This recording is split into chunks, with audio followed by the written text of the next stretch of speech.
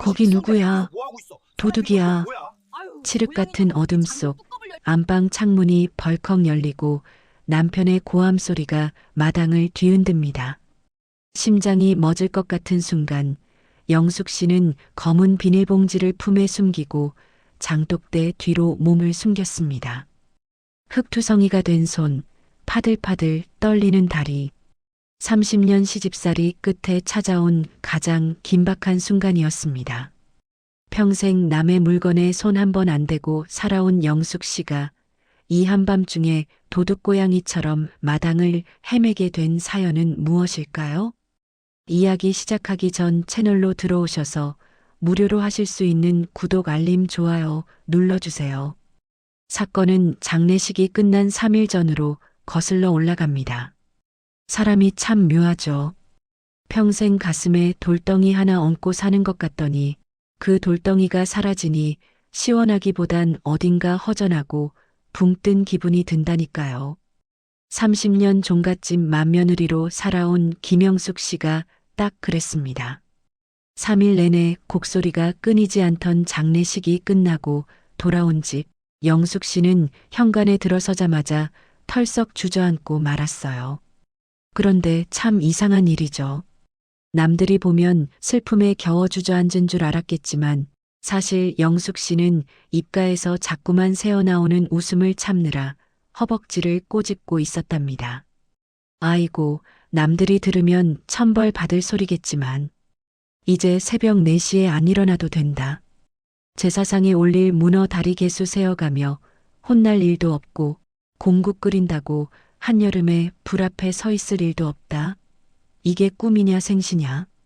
영숙 씨는 짐짓 엄숙한 표정을 지으며 안방 문을 열었습니다. 며칠 전까지만 해도 시어머니의 쩌렁쩌렁한 기침 소리가 울리던 방이었죠. 퀴퀴한 파스 냄새와 오래된 장롱 냄새가 섞인 그 지긋지긋하면서도 익숙한 냄새가 훅 끼쳐왔습니다. 하지만 이제 그 방의 주인은 없습니다. 영숙 씨는 창문을 활짝 열어젖혔어요. 차가운 밤 공기가 방 안으로 밀려 들어오자 묵은 먼지가 햇빛에 반짝이듯 흩어졌습니다. 그녀는 걸레를 들어 방바닥을 닦기 시작했습니다. 슥, 슥. 걸레질 소리가 이렇게 경쾌할 수가 있을까요? 예전 같았으면 야야, 구석구석 닦아라. 먼지 굴러다닌다. 하는 호통이 날아왔겠지만 지금은 절간처럼 고요하기만 합니다. 영숙 씨는 바닥에 드러누워 천장을 바라보았습니다.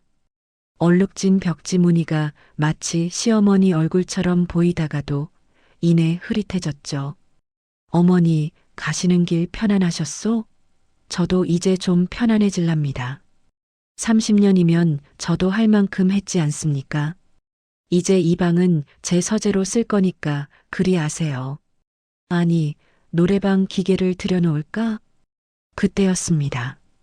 고요하던 평화를 깨고 우당탕탕 하는 소리와 함께 방문이 벌컥 열렸습니다. 영숙 씨의 남편, 최 씨였죠. 머리에는 상주가 쓰는 건을 삐딱하게 쓴 채 얼굴은 술기운에 벌겋게 달아올라 있었습니다. 그는 들어오자마자 영숙 씨가 곱게 개어놓은 이불을 발로 툭툭 차며 방 안을 휘젓고 다니기 시작했습니다. 아니, 당신 여기서 뭐해? 청승 떨고 있어? 최 씨의 목소리엔 슬픔이라곤 한 톨도 묻어있지 않았습니다. 오히려 눈이 번들거리는 게 무언가 찾는 하이에나 같았죠. 그는 서랍장을 뒤지고 장롱 문을 벌컥벌컥 열어 제꼈습니다. 옷가지들이 바닥으로 쏟아졌지만 그는 아랑곳하지 않았습니다. 영숙 씨는 기가 차서 벌떡 몸을 일으켰습니다. 여보, 어머니 가신 지 얼마나 됐다고 방을 난장판으로 만들어요? 못 찾는 거라도 있어요? 영숙 씨가 쏘아붙이자 최 씨는 콧방귀를 뀌며 베개 이슬 탈탈 털었습니다. 당신은 몰라도 돼. 엄마가 분명히 나 모르게 숨겨둔 게 있을 거야. 장롱 밑이나 장판 밑에 금가락지라도 하나 숨겨뒀을지 누가 아나? 우리 엄마가 보통 짠순이였어? 평생 시장에서 콩나물값 깎아 모은 돈이 얼만데. 저 화상, 나이 60 먹고 하는 짓이라고는. 어머니가 당신한테 금덩이를 남겼겠냐? 그 돈이면 차라리 지나가는 똥개한테 소고기를 사주셨겠지. 평생 어머니 속만 썩이더니 죽어서도 등골을 빼먹으려 드네. 영숙 씨는 한심하다는 눈빛으로 남편을 바라보았습니다. 최 씨는 아예 장판을 들어 올릴 기세로 방구석을 파헤치고 있었습니다. 60년 동안 철 한 번 든 적 없는 남편. 시어머니가 살아계실 땐 어머니 치마폭에 숨어 살더니 이제는 유산 타령이나 하고 있는 꼴이라니요. 영숙 씨는 불현듯 가슴속 깊은 곳에서 뜨거운 것이 치미는 걸 느꼈습니다. 그건 슬픔도 그리움도 아닌 지독한 피로감이었습니다. 그만해요 좀. 어머니가 돈이 어디 있다고 그래요? 병원비로 다 들어간 거 당신도 알잖아요. 제발 고인 모욕 그만하고 나가서 잠이나 자요. 영숙 씨가 남편의 등짝을 찰싹 때렸습니다. 꽤 매서운 손맛에 최 씨가 아이고 하며 뒤로 물러섰죠. 여편네가 손이 왜 이렇게 매워? 알았어, 알았다고. 내일 다시 찾으면 될 거 아냐. 에이, 최 씨는 투덜거리며 방을 나갔습니다. 폭풍이 지나간 듯 어지러워진 방. 영숙 씨는 다시 혼자가 되었습니다. 널브러진 옷가지들을 하나둘 줍는데 시어머니가 즐겨 입으시던 꽃무늬 몸빼 바지가 손에 잡혔습니다. 낡고 해진 바지. 평생 자식 뒷바라지 하느라 당신 옷 한 벌. 제대로 사입지 못했던 시어머니의 삶이 그 바지 한 장에 고스란히 담겨 있는 것 같았습니다. 영숙 씨는 바지를 가슴에 품고 벽에 기대 앉았습니다. 밉고 지긋지긋했지만 한편으로는 짠했던 양반. 호랑이 같던 시어머니가 사라진 이 집에서 철부지 남편과 단둘이 남겨졌다는 사실이 갑자기 무겁게 다가왔습니다. 어머니, 저 인간 데리고 이제 어찌 살아요. 영숙 씨의 한숨이 텅 빈 방 안을 채웠습니다. 밤은 깊어가고 창밖에서는 부엉이 우는 소리만 처량하게 들려왔죠. 하지만 영숙 씨는 몰랐습니다. 이 고요한 밤이 지나고 나면 생각지도 못한 기상천외한 그 일이 벌어지리라는 것을 말이죠. 30년 시집살이의 보상은커녕 죽어서도 며느리를 부려먹으려는 시어머니의 집요한 계획이 이미 시작되고 있었다는 것을요. 그날 밤 영숙 씨는 잠을 청하며 뒤척였습니다. 몸은 피곤해 죽겠는데 정신은 말똥말똥했죠.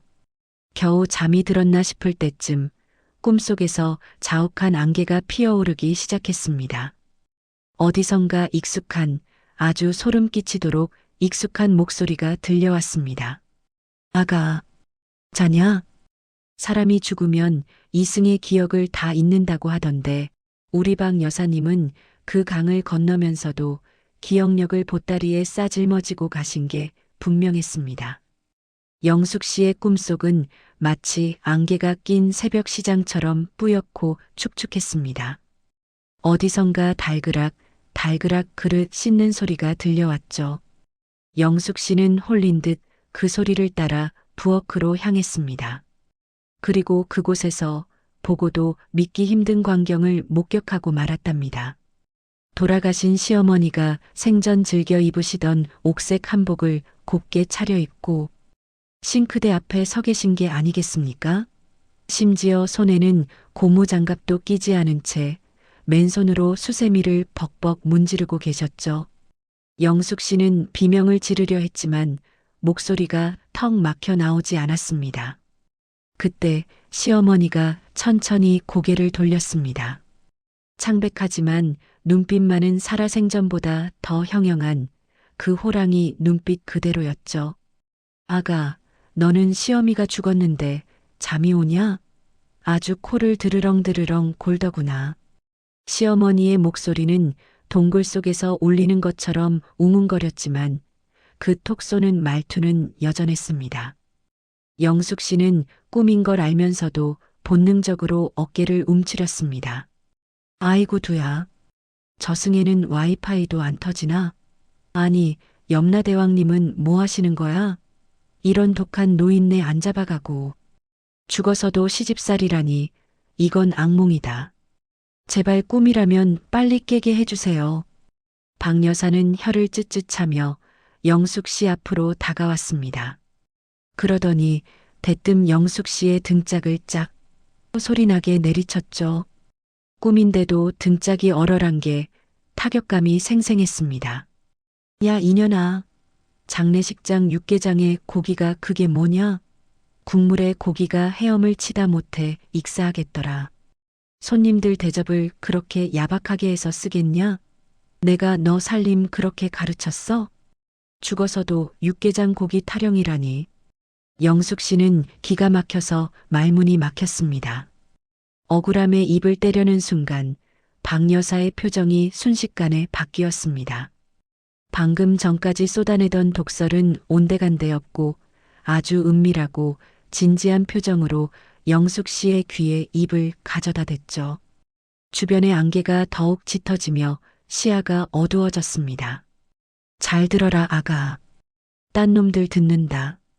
시어머니의 차가운 입김이 귓바퀴에 닿는 듯 서늘했습니다. 영숙 씨는 꿀꺽 침을 삼켰습니다. 뒷마당 장독대. 그래, 그 감나무 밑에 있는 3년 묵은 된장동 말이다. 그거 내일 날 박는 대로 싹 닦아놔라. 남편 놈 손 안 타게 네가 직접 닦아야 한다. 아주 깨끗이. 안 그러면 너 천벌 받는다. 알겠냐? 네. 된장독을요? 갑자기 왜? 영숙 씨가 되묻기도 전에 시어머니는 안개 속으로 뒷걸음질 치며 멀어져 갔습니다.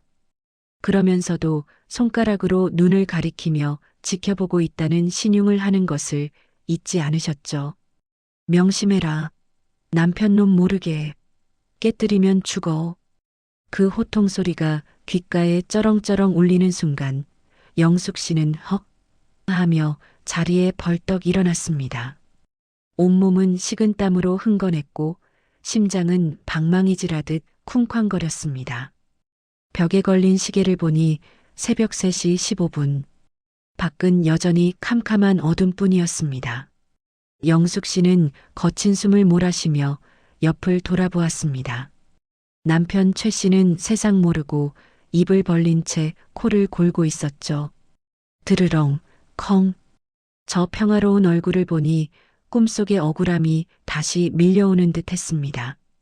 된장독? 평생 그놈의 장독대 닦다가 내 무릎 연골이 다 닳았는데 죽어서도 그걸 시키시네. 노망이 나셨나? 왜 하필 된장독이야? 그냥 로또 번호나 불러주지. 영숙 씨는 부엌으로 나가 냉수한 사발을 들이켰습니다. 차가운 물이 식도를 타고 내려가자 정신이 좀 드는 것 같았습니다. 개꿈이라고 무시하려 했지만 시어머니의 마지막 눈빛이 자꾸만 눈에 밟혔습니다. 평소 박 여사는 허투루 말하는 법이 없는 양반이었습니다. 비 올 것 같다고 하면 꼭 비가 왔고 저 집 망할 것 같다고 하면 진짜 망했었죠. 그런 양반이 죽어서까지 나타나 남편 몰래라는 단서를 붙여 신신당부했다. 영숙 씨의 시선이 자연스레 부엌 창문 너머 뒷마당으로 향했습니다. 어둠 속에 희미하게 장독대들의 실루엣이 보였습니다. 3년 묵은 된장독. 시어머니가 유독 아끼시던 누구도 손 못 대게 하던 그 못생긴 항아리. 촉이 온다. 이건 그냥 잔소리가 아니야. 영숙 씨의 심장이 다시금 빠르게 뛰기 시작했습니다. 무언가 있습니다. 시어머니가 저승에서 특급 배송으로 보낸 메시지가 분명했습니다. 그녀는 잠든 남편을 힐끔 쳐다보곤 조용히 현관 쪽으로 발걸음을 옮겼습니다. 호기심이 공포를 이기는 순간이었죠. 과연 그 장독대엔 무엇이 들어있을까요? 썩은 된장일까요? 아니면 시어머니의 마지막 변덕일까요? 영숙 씨는 떨리는 손으로 손전등을 집어들었습니다. 지금 나가면 미친년 소리 듣기 딱 좋은데. 에라 모르겠다. 믿져야 본전이지. 어머니, 만약에 파봤는데 구더기만 나오면 내일 제사상에 올릴 밥은 아주 꼬들밥으로 지어버릴 겁니다. 각오하세요. 도둑질도 손발이 맞아야 해먹는다고 하죠? 하물며 평생 남의 물건에 손 한 번 안 대고 살아온 영숙 씨에게 이 한밤의 탈주국은 에베레스트 등반보다 더 떨리는 일이었습니다. 영숙 씨는 현관 신발장 구석에 처박혀 있던 손전등을 집어들고 베란다 창고에서 녹슨 호미 하나를 챙겼습니다. 마치 전쟁터에 나가는 병사처럼 비장한 표정이었지만 복장은 촌스러운 꽃무늬 잠옷바람이었으니 남들이 봤다면 영락없는 밤손님 꼴이었겠죠.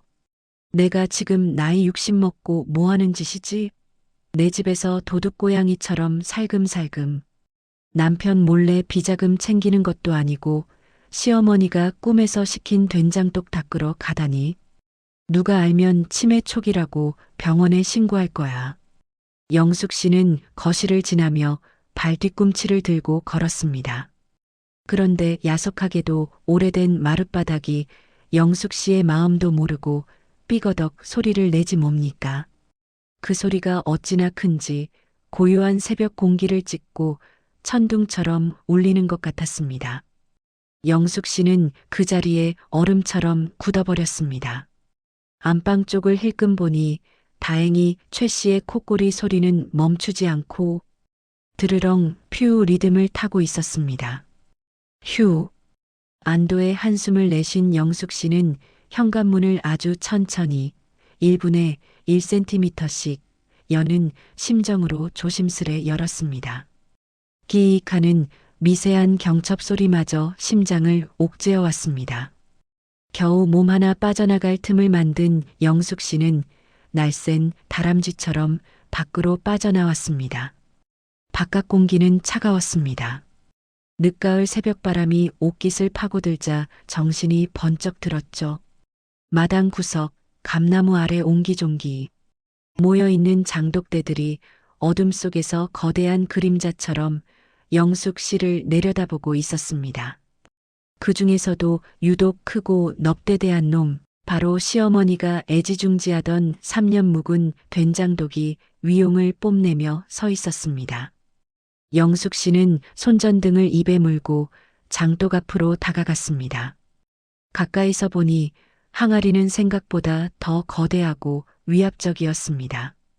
평소에는 그저 된장 퍼 나르던 그 항아리가 오늘따라 마치 시어머니가 팔짱을 끼고 서 있는 것처럼 느껴지는 건 기분 탓이었을까요? 어머니, 저 왔어요. 시키신 대로 남편 놈 몰래 왔습니다. 근데 이거 진짜 닫기만 하면 되는 거 맞아요? 혹시 뚜껑 열면 뱀 나오는 거 아니죠? 저 뱀 제일 싫어하는 거 아시잖아요. 영숙 씨는 호미를 바닥에 내려놓고 일단 항아리 뚜껑을 열어보려 했습니다. 하지만 얼마나 꽉 닫혀 있는지 뚜껑이 꿈쩍도 하지 않았습니다. 끙끙대며 힘을 주는데 갑자기 등 뒤에서 부스럭거리는 소리가 들렸습니다. 사각, 사각. 누군가 마른 낙엽을 밟는 소리였습니다. 영숙 씨의 심장이 덜컥 내려앉았습니다. 설마 남편이 깬 걸까요? 아니면 도둑? 영숙 씨는 손전등을 끄고 항아리 뒤로 납작 엎드렸습니다. 숨소리조차 내지 않고 어둠 속에 몸을 숨겼죠. 공포감이 엄습해 온몸에 소름이 돋았습니다. 잠시 후 어둠 속에서 튀어나온 건 다행히도 길고양이 한 마리였습니다. 고양이는 영숙 씨를 빤히 쳐다보더니 야옹하고 비웃듯 울고는 담장을 넘어 사라졌습니다. 아이고, 간 떨어질 뻔했네. 영숙 씨는 다리가 풀려 바닥에 주저앉았습니다. 긴장이 풀리자 갑자기 오기가 생겼습니다. 이렇게까지 가슴 졸이며 나왔는데 빈손으로 들어갈 수는 없었죠. 그녀는 다시 항아리를 잡았습니다. 이번에는 닦는 게 아니라 항아리를 옆으로 밀어내 볼 작정이었습니다. 시어머니가 꿈에서 된장동 밑을 강조했던 게 불현듯 떠올랐거든요. 닦으라는 건 핑계고 진짜 목적은 그 밑바닥에 있다는 여자의 직감이 발동한 겁니다. 으라차차. 영숙 씨는 젖먹던 힘까지 짜내어 무거운 항아리를 옆으로 밀었습니다. 끄응 하는 둔탁한 소리와 함께 항아리가 조금씩 움직이기 시작했습니다. 바닥에 흙이 쓸리며 드러난 자리. 영숙 씨는 떨리는 손으로 손전등을 비췄습니다. 그곳에는 흙바닥 외엔 아무것도 없었습니다. 뭐야? 진짜 아무것도 없네? 아, 내가 미쳤지. 꿈은 반대라더니 개꿈을 믿고 이 새벽에 생쇼를 했어. 허탈감에 호미를 던져버리려는 순간 영숙 씨의 눈에 흙바닥 한가운데가 미세하게 솟아올라 있는 게 보였습니다. 마치 누군가 흙을 파고 다시 덮어놓은 것처럼 색깔이 미묘하게 달랐죠. 영숙 씨는 침을 꿀꺽 삼키며 다시 호미를 집어들었습니다. 잠깐, 저기 흙 색깔이 좀 다른데? 어머니가 파묻은 건가? 설마 김치 국물 흘려서 색이 변한 건 아니겠지? 에라, 모르겠다. 파보자. 영숙 씨는 호미로 땅을 파기 시작했습니다. 퍽, 퍽. 흙은 생각보다 부드럽게 파였습니다. 한 10cm쯤 팠을까요? 호미 끝에 틱하고 딱딱한 무언가가 걸리는 느낌이 손끝으로 전해졌습니다. 돌멩이와는 다른 둔탁하면서도 묵직한 느낌. 영숙 씨의 손놀림이 빨라졌습니다.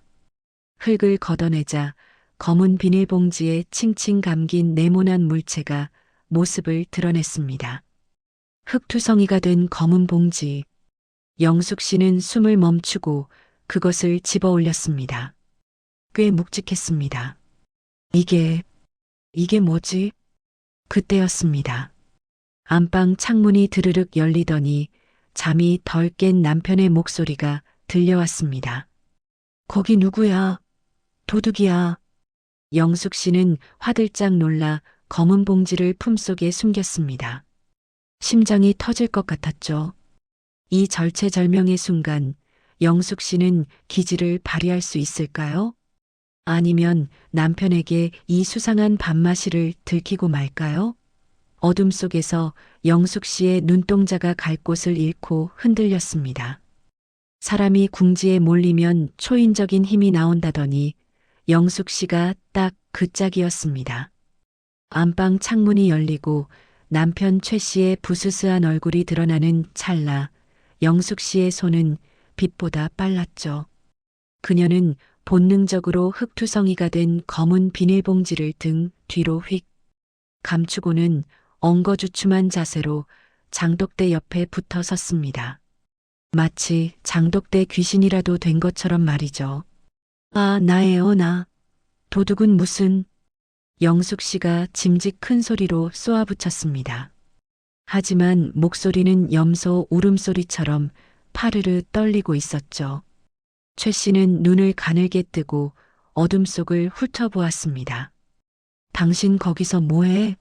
이 새벽에 된장 퍼먹게? 아니면 뭐 숨겨둔 남자라도 만나나? 이 인간이 진짜 숨겨둔 남자가 있으면 내가 여기서 이러고 있겠냐? 하와이 가서 훌라 춤추고 있지. 아오, 심장이야. 들키면 끝장이다.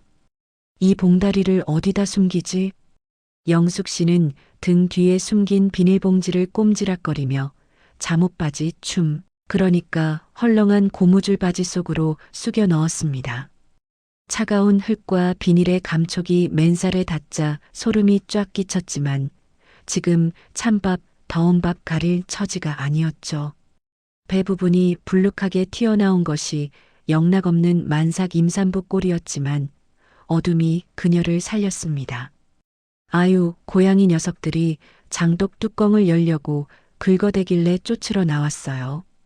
시끄러워서 잠을 잘 수가 있어야지. 당신은 귓구멍도 넓으면서 그 소리도 못 들었어요? 영숙 씨는 적반하장 작전으로 나갔습니다.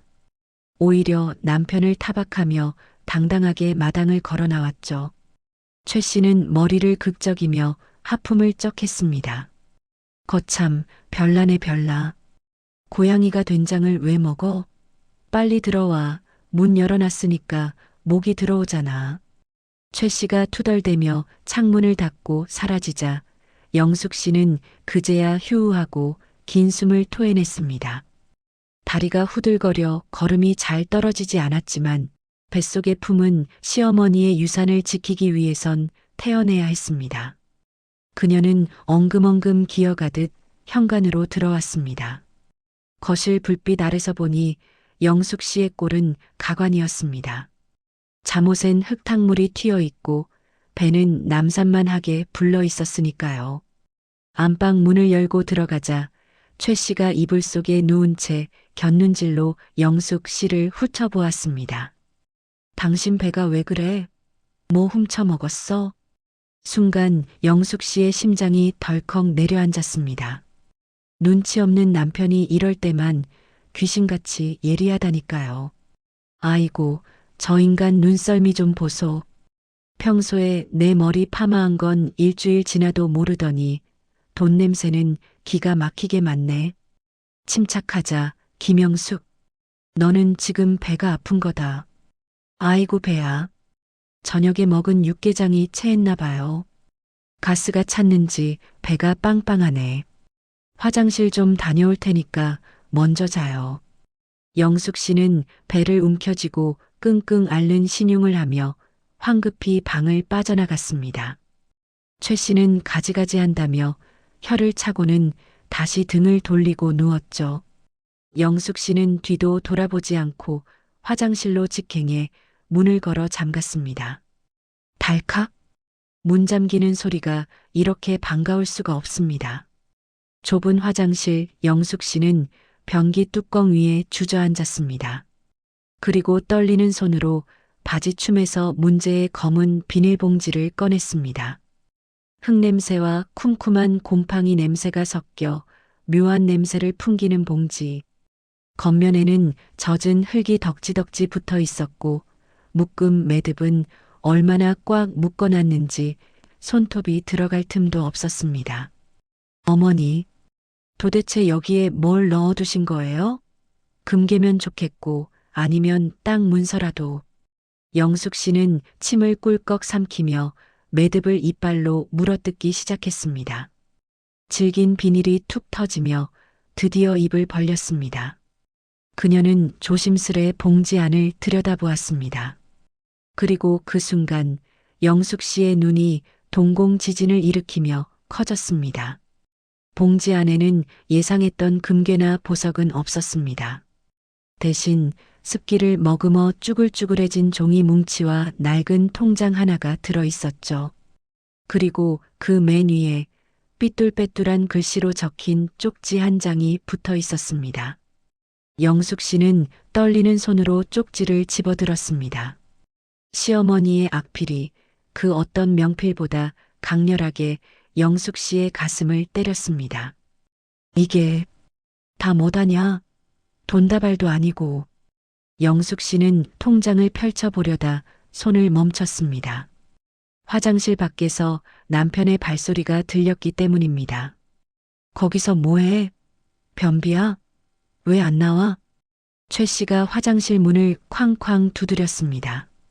영숙 씨는 화들짝 놀라 봉지를 가슴에 품었습니다. 이 긴박한 순간 과연 통장에는 얼마가 찍혀 있을까요? 그리고 시어머니의 쪽지에는 무슨 내용이 적혀 있을까요? 영숙 씨는 급하게 물 내리는 버튼을 눌렀습니다. 싸 물 내려가는 소리가 그녀의 거친 숨소리를 덮어주길 바라면서요. 화장실이라는 공간이 참 묘하죠. 평소엔 근심을 덜어내는 곳이지만 지금 영숙 씨에게는 일생일대 가장 긴박한 비밀 금고가 되었습니다. 문 하나를 사이에 두고 남편 최 씨가 킁킁대며 서성이고 있었으니까요. 영숙 씨는 물이 내려가는 싸아 소리에 맞춰 비닐봉지 안에 내용물을 꺼냈습니다.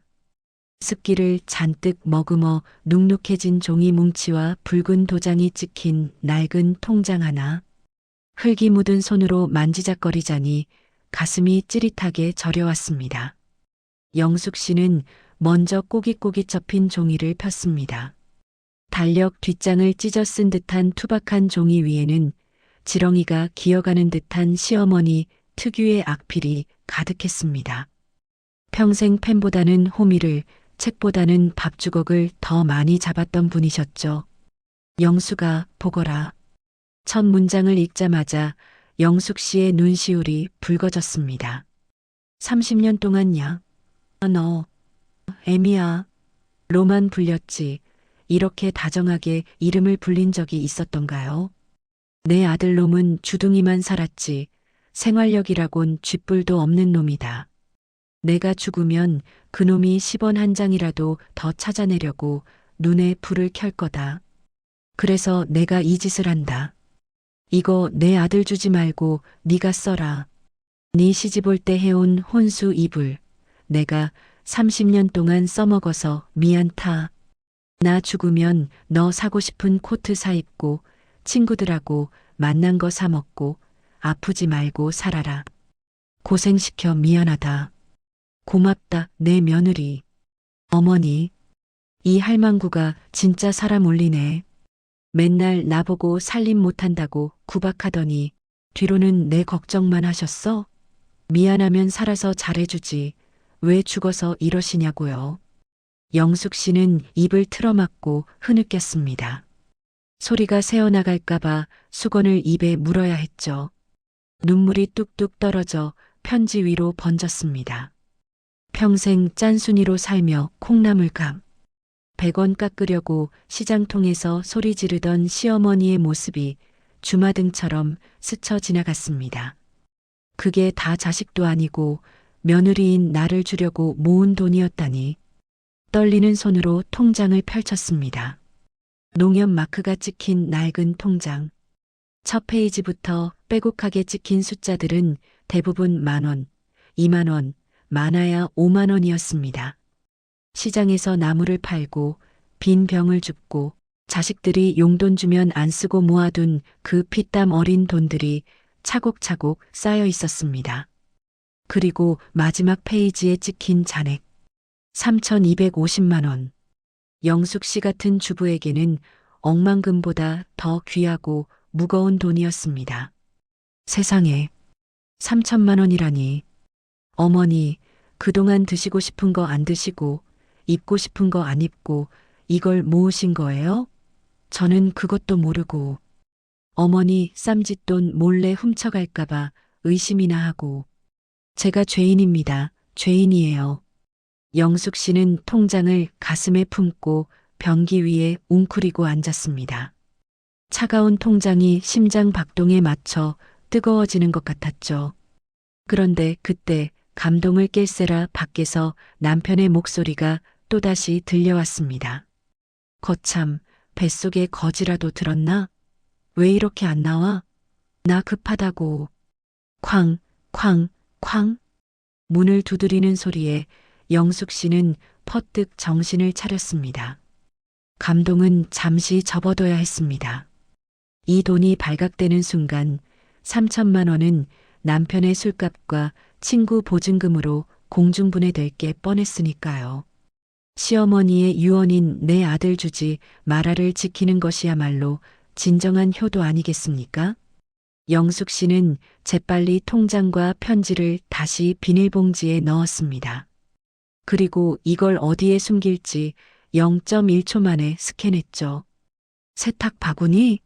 안 됩니다. 남편이 뒤질 수도 있습니다. 수건장? 너무 뻔합니다. 영숙 씨의 시선이 욕실 천장 점검구로 향했습니다. 하지만 키가 닿지 않았습니다. 결국 영숙 씨는 가장 고전적이지만 확실한 방법을 택했습니다. 입고 있던 헐렁한 고무줄 속바지 안쪽에 비닐봉지를 찔러 넣고 윗옷을 내려 덮었죠. 거울을 보니 배가 좀 나와 보였지만 아까 핑계댄 가스가 찼다는 변명과 딱 맞아떨어졌습니다. 그녀는 세수를 해서 눈물 자국을 지우고 심호흡을 한번 크게 한 뒤 문을 열었습니다. 아이고, 시원하다. 당신 이제 들어가요. 영숙 씨가 연기 톤으로 말하며 나오자 문 앞에 서 있던 최 씨가 똥 마려운 강아지처럼 발을 동동 구르며 쳐다보았습니다. 그런데 최 씨의 시선이 영숙 씨의 얼굴이 아니라 발밑으로 향했습니다. 당신 발에 그게 뭐야? 최 씨가 손가락으로 가리킨 곳. 영숙 씨의 슬리퍼와 발 뒤꿈치에 뒷마당에 붉은 황토 흙이 잔뜩 묻어 있었습니다. 화장실 타일 위에도 흙 발자국이 선명하게 찍혀 있었죠. 아차, 흙을 털고 들어온다는 걸 깜빡한 것입니다. 망했다. 김영숙, 너는 진짜 치밀하지가 못해. 하필이면 우리 집 뒷마당 흙은 붉은색이라 티도 잘 나는데 이 위기를 어떻게 넘기지? 최 씨의 눈초리가 가늘어졌습니다. 그는 화장실 바닥의 흙과 영숙 씨의 불룩한 배를 번갈아 쳐다보았습니다. 의심의 싹이 트고 있었습니다. 화장실에 웬 흙이야? 당신 아까 마당 나갔다. 온 거 맞지? 고양이 쫓으러 갔다면서 흙은 왜 이렇게 묻혀왔어? 혹시 땅이라도 팠어? 남편의 입에서 땅이라는 단어가 나오는 순간 영숙 씨의 등줄기에 식은땀이 흘렀습니다. 이 남자는 돈 냄새 하나는 기가 막히게 맡는 사냥개 같았으니까요. 과연 영숙 씨는 이 흙투성이 발자국을 뭐라고 해명할 수 있을까요? 그리고 뱃속에 숨긴 3천만 원을 무사히 사수할 수 있을까요? 최 씨가 영숙 씨의 배 쪽으로 손을 뻗어오기 시작했습니다. 으악, 내 배 터져요. 사람 살려. 남편 최 씨의 손이 배에 닿으려는 찰나 영숙 씨는 돌고래도 울고 갈 고음을 내지르며 바닥에 주저앉았습니다. 마치 맹장이라도 터진 사람처럼 배를 감싸쥐고 뒹구는 그녀의 할리우드 액션에 최 씨는 기겁을 하며 뒤로 물러났죠. 왜 이래? 많이 아파? 아프다 뿐이에요? 창자가 꼬이는 것 같다고요. 아까 마당에서 고양이 쫓다가 미끄러져서 넘어졌는데 그때 배를 찧었나 봐요. 아이고, 나 죽네. 남편이란 사람은 마누라가 흙바닥에 넘어져서 뒹구는데 코만 골고 자빠져 있고 영숙 씨는 짐짓 더 크게 소리치며 최 씨의 정강이를 발로 툭 찼습니다. 남편의 의심을 죄책감으로 덮어버리려는 고도의 심리전이었죠. 발에 묻은 흙을 넘어져서 묻은 것으로 둔갑시키는 순발력은 30년. 시집살이 눈치밥에서 나온 내공이었습니다. 최 씨는 당황해서 눈을 껌뻑거렸습니다. 아니, 나는 몰랐지. 넘어져서 흙이 묻은 거야? 그럼 배가 부은 게 멍든 건가? 그럼 멍들어서 부었지. 내가 뭐 임신이라도 했겠어요? 이 나이에? 비켜요. 얼른 누워야겠으니까. 영숙 씨는 최 씨를 밀치고 씩씩대며 안방으로 돌진했습니다. 등 뒤에서 최 씨가 약이라도 사올까? 하고 웅얼거렸지만 영숙 씨는 대꾸도 하지 않고 이불 속으로 다이빙하듯 파고들었죠. 그리고 재빠르게 이불을 머리 끝까지 뒤집어 썼습니다. 휴, 10년 감수했네. 심장이 입 밖으로 튀어나오는 줄 알았어. 연기 대상감이네, 김영숙. 근데 이 돈뭉치를 어디다 둔다? 베개 속? 아니야, 저 인간이 베개 높다고 내 거 뺏어베고 잘 때가 있잖아. 이불 속이라는 좁고 어두운 요새 안에서 영숙 씨의 두뇌가 풀가동되었습니다. 장롱, 서랍, 다 위험했습니다. 그때 영숙 씨의 발에 닿는 무언가가 있었습니다. 바로 그녀가 시집올 때 해왔던 두꺼운 목화솜류였습니다. 남편은 덥다고 싫어해서 영숙 씨만 덮는 그 촌스러운 요. 영숙 씨는 솜니불의 지퍼를 아주 조심스럽게 소리 안 나게 열었습니다. 그리고 비닐봉지를 통째로 솜 깊숙한 곳, 발이 닿는 끝자락에 쑤셔 넣었죠. 푹신한 솜들이 돈뭉치를 감싸 안았습니다. 밟아도 푹신해서 티도 안 날 완벽한 금고였습니다. 어휴, 이제야 좀 살겠네. 안도감이 밀려오자 그제야 온몸의 긴장이 풀렸습니다. 밖에서는 최 씨가 화장실을 쓰고 나오는지 물 내리는 소리가 들렸고 곧이어 쿵쿵거리며 방으로 들어왔습니다. 당신 진짜 괜찮아? 병원 가봐야 하는 거 아니야? 최 씨가 걱정스러운 듯 영숙 씨의 이불을 툭툭 건드렸습니다. 하지만 그 손길이 걱정보다는 혹시 꾀병 아니야? 하는 의심처럼 느껴지는 건 기분 탓일까요? 영숙 씨는 짐짓 코를 훌쩍이며 돌아 누웠습니다. 됐어요. 자고 일어나면 낫겠죠. 불이나 꺼요. 방 안에 다시 어둠이 찾아왔습니다. 최 씨는 몇 번 뒤척이다가 이내 드르렁드르렁 코를 골기 시작했습니다. 그제야 영숙 씨는 이불 속에서 몰래 미소를 지을 수 있었죠. 발끝에 닿는 묵직한 솜니불의 감촉. 그 속에 든 3천만 원. 그리고 시어머니의 편지. 영숙 씨는 눈을 감았습니다. 꿈속에서 봤던 시어머니의 얼굴이 떠올랐습니다. 남편 몰래라고 신신당부하던 그 표정이 이제 보니 장난기 가득한 표정이었던 것 같기도 합니다. 어머니, 저 오늘 연기 좀 했죠? 어머니 아들놈 속여먹는 게 이렇게 짜릿할 줄 몰랐네요. 이 돈 절대 안 뺏길게요. 내일 날 밝으면 어머니가 말한 대로 백화점부터 갈랍니다. 두고 보세요. 창밖이 푸르스름하게 밝아오고 있었습니다. 닭 울음소리가 멀리서 들려왔죠. 영숙 씨의 인생에서 가장 길고도 스펙터클했던 밤이 지나가고 있었습니다. 하지만 끝날 때까지 끝난 게 아니라고 했던가요? 날이 밝으면 치러야 할 마지막 관문, 시어머니의 첫 제사가 기다리고 있었습니다. 그리고 영숙 씨는 이 제사상에서 남편에게 아주 통쾌한 한 방을 날릴 계획을 세우며 잠이 들었습니다. 날이 밝았습니다. 간밤에 그 난리통을 겪고도 아침에는 무심하게도 쨍하고 떴습니다. 보통 때 같으면 제사 음식 준비하느라 허리가 휘어질 시간이지만 오늘 영숙 씨의 부엌에서는 칼질 소리가 경쾌한 리듬을 타고 있었습니다. 탁, 탁, 탁, 탁. 도마 소리가 마치 난타 공연이라도 하는 듯 신명이 났죠. 영숙 씨는 콧노래까지 흥얼거리며 전을 부쳤습니다. 평소 시어머니가 기름 냄새 난다, 문 열어라 타박하던 동그랑땡을 아주 큼지막하게 빚어 노릇노릇 구워냈습니다. 어머니 받으세요. 이게 다 3천만 원짜리 효도입니다. 옛날 같으면 아까워서 쳐다만 보던 한우 산적도 올렸어요. 어차피 어머니 아들 뱃속으로 들어갈 거지만 기분이다. 그때 안방 문이 열리고 최 씨가 부스스한 얼굴로 기어 나왔습니다. 눈곱도 안 뗀 얼굴로 부엌을 기웃거리는데 표정이 영 심통이 나 있었죠. 당신 미쳤어? 아침부터 무슨 콧노래야? 어머니 가신 지 며칠 됐다고. 최 씨가 툴툴거리며 식탁 의자를 끌어당겨 앉았습니다. 영숙 씨는 뒤집개를 든 채로 남편을 쓱 돌아보았습니다. 예전 같으면 죄송해요 하고 주눅이 들었겠지만 지금 영숙 씨의 등 뒤에는 든든한 솜니불 금고가 버티고 있지 않겠습니까? 아니, 어머니가 좋은 곳으로 가셨을 텐데 울고만 있으면 못 가시잖아요.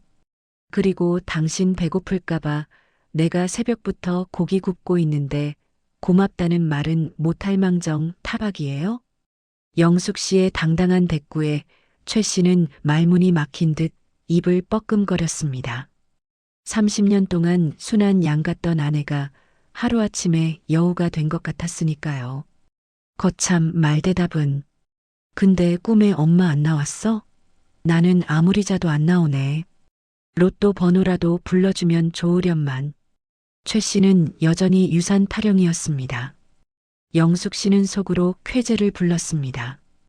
꿈, 나오셨지. 나와서 나한테만 3천만 원 주고 가셨지.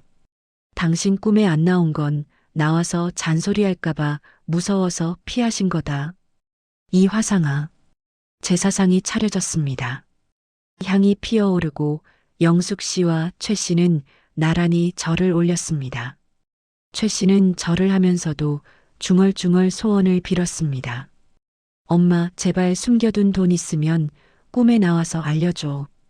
그 모습이 어찌나 찌질하고 우스운지 영숙 씨는 엎드려 절을 하다가 그만 푹 하고 웃음을 터뜨리고 말았습니다. 뭐야? 지금 웃었어? 최 씨가 눈을 부라리며 쳐다보았습니다. 영숙 씨는 급하게 기침을 하는 척했습니다. 아이고, 콜록콜록. 향 연기가 매워서 그렇죠. 웃긴 누가 웃어요? 제사가 끝나고 밥을 먹는 시간. 최 씨는 밥 한 공기를 뚝딱 비우더니 이쑤시개를 입에 물고 비장한 표정으로 입을 열었습니다. 나 오늘 뒷마당 좀 뒤져봐야겠어. 영숙 씨의 숟가락질이 공중에서 딱 멈췄습니다. 심장이 쿵 하고 내려앉는 소리가 들리는 듯 했습니다. 뒷마당은 왜요? 아무래도 수상해. 엄마가 그 장독대 근처에는 얼씬도 못하게 했잖아. 특히 그 3년 묵은 된장독. 거기에 분명 뭐가 있어. 오늘 날 잡고 확 엎어버릴 거야. 남편의 촉은 왜 쓸데없는 곳에서만 발휘되는 걸까요? 영숙 씨는 태어난 척 국물을 떠먹으며 머리를 굴렸습니다. 어머, 큰일 났네. 저 인간이 진짜 독을 엎으면 돈은 없어도 바닥 파헤친 흔적을 들킬 텐데. 그럼 꼬리가 잡히잖아. 안 돼. 내 돈 절대 못 뺏겨. 영숙 씨는 숟가락을 탁 내려놓으며 정색을 하고 말했습니다. 여보, 하지 마요. 왜? 당신 뭐 찔리는 거 있어?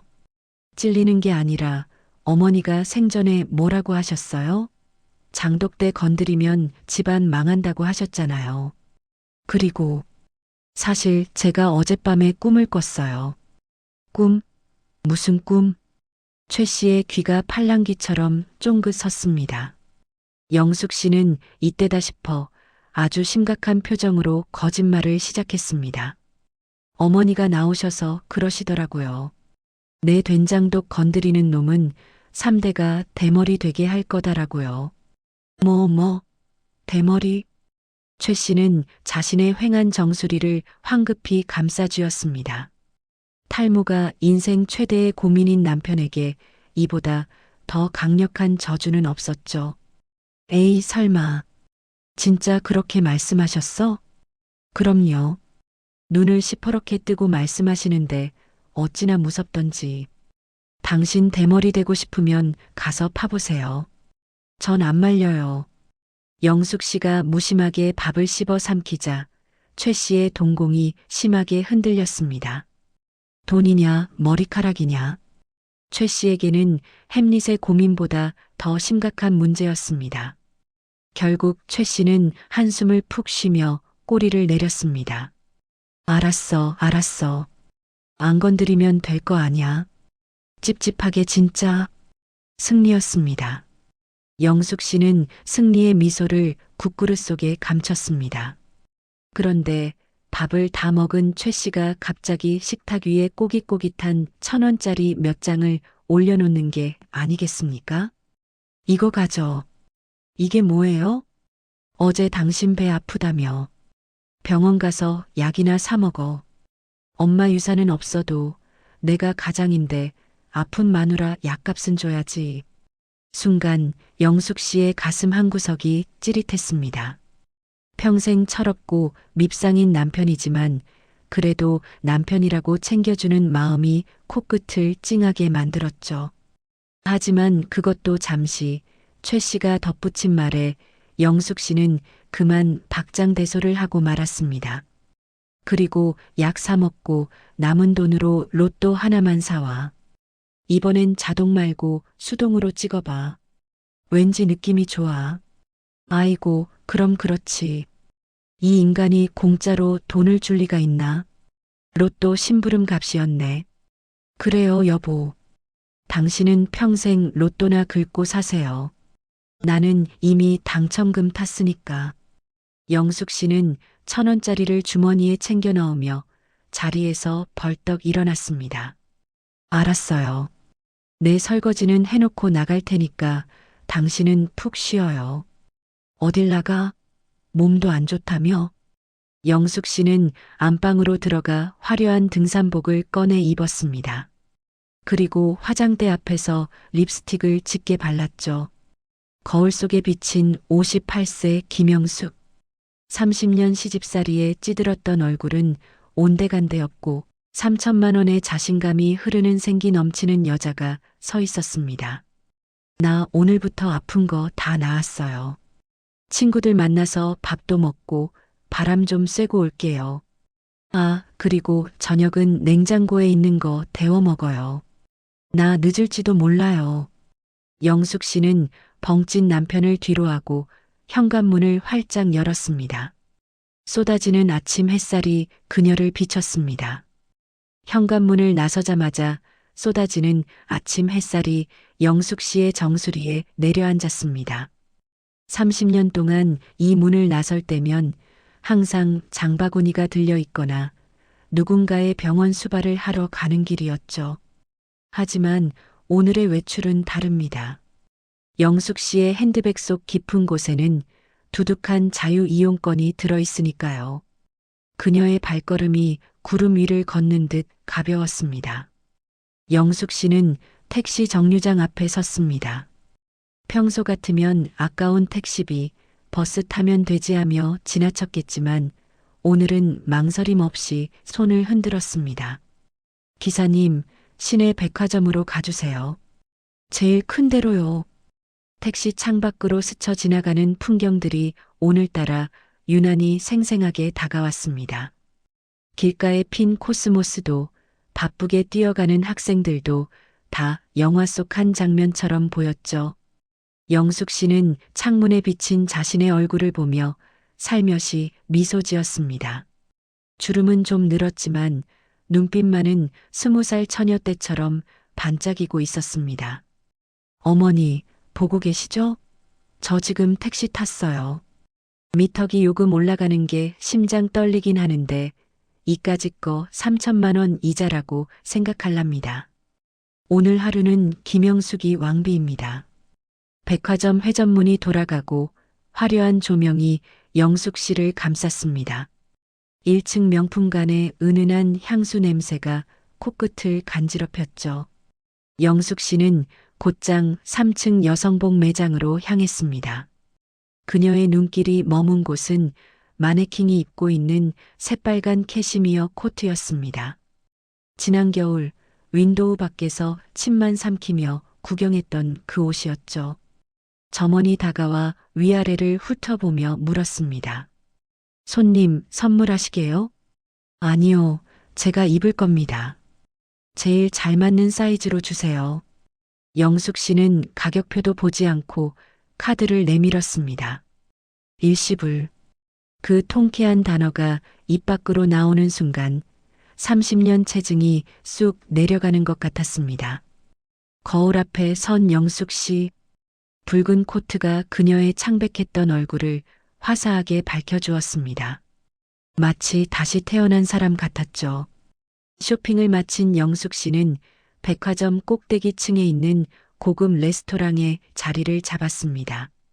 창가 자리, 도시가 한눈에 내려다 보이는 곳이었죠. 그녀는 스테이크 한 접시를 주문했습니다. 남편과 자식들 고기 구워주느라 정작 자신은 뼈에 붙은 살이나 뜯어먹던 지난 날들이여 이제 안녕입니다. 나이프가 고기를 부드럽게 가르는 순간 영숙 씨의 휴대전화가 요란하게 울려댔습니다. 액정에는 철없는 남편이라는 글자가 떴습니다. 영숙 씨는 픽 웃으며 전화를 받았습니다.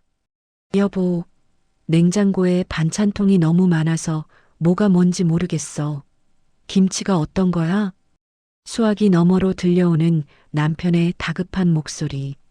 예전 같았으면 아이고, 내가 못 살아 하며 당장 쫓아갔겠지만 영숙 씨는 우아하게 와인 잔을 돌리며 대답했습니다. 빨간 뚜껑이 김치고 파란 뚜껑은 멸치예요. 정 모르겠으면 그냥 라면 끓여 드세요. 나 지금 스테이크 썰고 있으니까 끊어요. 뭐? 스테이크? 누구랑? 나 자신이랑요. 끊어요. 뚝. 영숙 씨는 전화를 끊고 전화기를 뒤집어 놓았습니다. 그리고 잘 익은 고기 한 점을 입에 넣었습니다.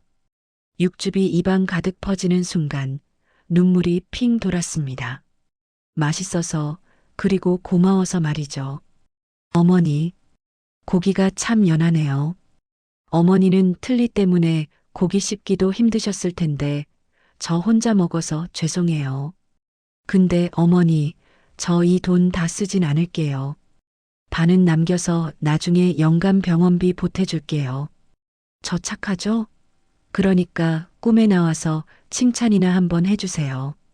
식사를 마친 영숙 씨가 백화점을 나섰을 때는 이미 해가 뉘엿뉘엿 지고 있었습니다. 양손 가득 쇼핑백을 든 그녀의 그림자가 길게 늘어졌습니다. 집으로 돌아가는 길, 발걸음은 여전히 가벼웠지만 마음 한구석은 묵직하고 따뜻했습니다. 그녀는 알았습니다. 시어머니가 남긴 3천만 원은 단순히 돈이 아니었다는 것을요. 그것은 며느리의 잃어버린 자존감을 되찾아주고 남은 인생을 주체적으로 살라는 마지막 응원이자 인정이었습니다. 아파트 단지 입구에 들어서자 베란다 창문에 매달려 밖을 내다보고 있는 남편의 모습이 보였습니다. 마치 엄마 기다리는 아이처럼 목을 빼고 있는 그 모습에 헛웃음이 나왔습니다. 어휴, 저 큰 아들놈을 어찌할꼬. 그래도 대머리 될까봐 땅은 안 팠나 보네. 영숙 씨는 옷매무새를 다듬고 당당하게 걸어갔습니다. 이제 그녀는 누군가의 며느리도 희생하는 아내도 아닌 김영숙이라는 이름으로 살아갈 것입니다. 가끔은 남편을 속여가며 가끔은 시어머니와 꿈속에서 수다를 떨며 그렇게 유쾌하고 통쾌하게 말이죠. 밤하늘의 별 하나가 유독 반짝였습니다. 마치 호랑이 시어머니가 잘했다. 내 새끼하며 윙크를 보내는 것 같았습니다. 영숙 씨는 밤하늘을 향해 소리 없는 인사를 건넸습니다. 어머니, 땡큐. 다음 생에는 우리 시어머니 말고 친정 언니 동생으로 만나요. 그땐 제가 맛있는 거 사드릴게. 영숙 씨의 호탕한 웃음소리가 밤 공기를 가르며 울려 퍼졌습니다. 30년 시집살이의 마침표는 눈물이 아니라 세상에서 가장 시원한 웃음이었습니다. 이번 이야기는 어떠셨나요? 더 좋은 이야기로 돌아오겠습니다. 채널로 들어오셔서 구독, 알림, 좋아요 부탁드려요.